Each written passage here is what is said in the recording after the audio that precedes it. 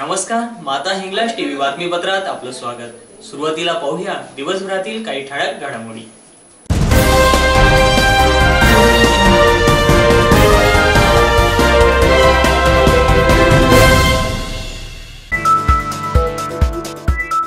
वजनदार दप्तरामुळे चिमुकले विद्यार्थी बेहाल, पाठीवरच्या दप्तराचे ओझे कधी कमी होणार?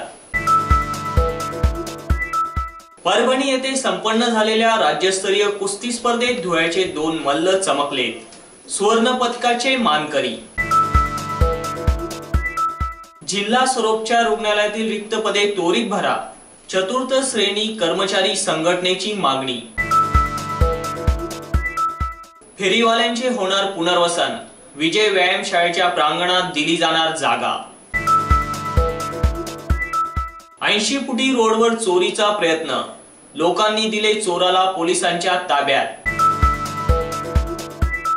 वन संरक्षक कार्यालयासमोरील दुभाजक अखेर तोडला, वेळेची व इंधनाची होणार बचत।